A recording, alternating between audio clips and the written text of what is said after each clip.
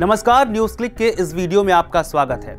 28 मई 2023 एक और संसद भवन का उद्घाटन और उसमें बैठा मुस्कुराता यौन शोषण का आरोपी ब्रजभूषण शरण सिंह, तो दूसरी ओर दिल्ली की सड़कों पर घसीटी जा रही हमारे देश की चैंपियन महिला पहलवान। वो तस्वीरें भला कौन भूल सकता है। जिस पद पर रहते हुए ब्रजभूषण शरण सिंह पर यौन शोषण के आरोप लगे, अब उस पद पर चुनावों की घोषणा हो गई है। यानी 6 जुलाई को भारतीय कुश्ती महासंघ के अध्यक्ष पद के लिए चुनाव होंगे। आज के इस वीडियो में हम जानेंगे कि भारतीय कुश्ती महासंघ के चुनाव कैसे होते हैं, इन्हें कौन लड़ सकता है, इसमें कौन कौन वोट करता है और क्या ब्रजभूषण शरण सिंह फिर से चुनाव लड़ेंगे और अध्यक्ष चुने जाएंगे। 11 महीने से जारी किसान आंदोलन की आखिरकार सिलेंडर 50 रुपए और महंगा बिहार की राजनीति में बड़ा फेरबदल देखने को मिल रहा है। नियम क्या कहता है? राज्य या केंद्र शासित प्रदेश के कुश्ती संघ के प्रतिनिधियों में से ही भारतीय कुश्ती संघ का अध्यक्ष चुनने का नियम है। भारतीय कुश्ती संघ की जनरल काउंसिल की बैठक में अध्यक्ष का चुनाव होता है, जो 4 साल में एक बार होता है। भारतीय कुश्ती संघ का चुनाव एक निर्वाचक मंडल के जरिए होता है।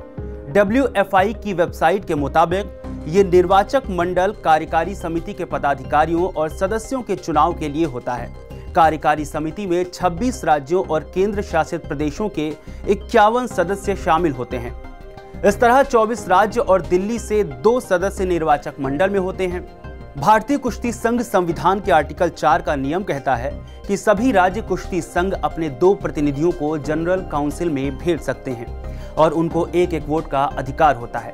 वहीं केंद्र शासित प्रदेशों की ओर से दिल्ली 2 और बाकी एक प्रतिनिधि जनरल काउंसिल में भेज सकते हैं। भारतीय कुश्ती महासंघ की टीम में एक अध्यक्ष होता है, एक वरिष्ठ उपाध्यक्ष और 4 उपाध्यक्ष होते हैं। इसके अलावा एक मानद महासचिव और मानद कोषाध्यक्ष भी होते हैं। कुश्ती संघ में 2 मानद संयुक्त सचिव भी होते हैं। भारतीय कुश्ती संघ के चुने गए पदाधिकारियों के लिए एक नियम यह भी है कि अध्यक्ष, महासचिव या कोषाध्यक्ष का पद धारण करने वाला कोई भी सदस्य किसी दूसरे खेल महासंघ के सदस्य नहीं हो सकते हैं। हालांकि इनको IOA यानी इंडियन ओलंपिक एसोसिएशन में शामिल होने की छूट है।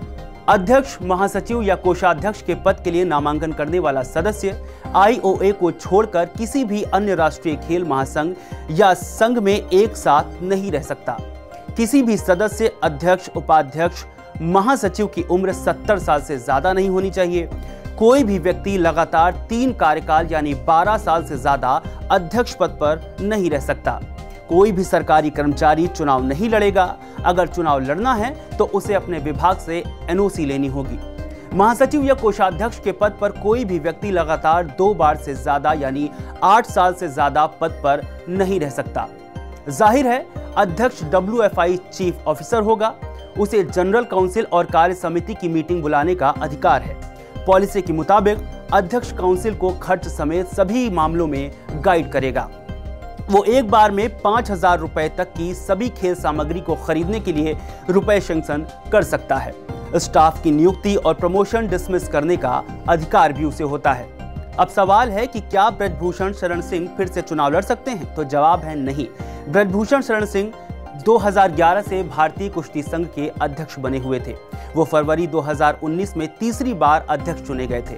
इसके अलावा कार्यकारिणी समिति के सभी पदाधिकारी और सदस्य निर्विरोध ही निर्वाचित हुए थे, लेकिन नियम के अनुसार अब वे अध्यक्ष पद का चुनाव नहीं लड़ पाएंगे। इसके अलावा उनके परिवार का भी कोई सदस्य चुनाव नहीं लड़ सकता, क्योंकि पिछले दिनों खेल मंत्री अनुराग ठाकुर ने पहलवानों को आश्वासन दिया था कि इस बार न तो ब्रजभूषण के परिवार के सदस्यों और न ही उनके सहयोगियों को चुनाव लड़ने की अनुमति दी जाएगी। हालांकि दोनों चुनाव में भाग लेने और अपने मताधिकार का प्रयोग कर सकेंगे।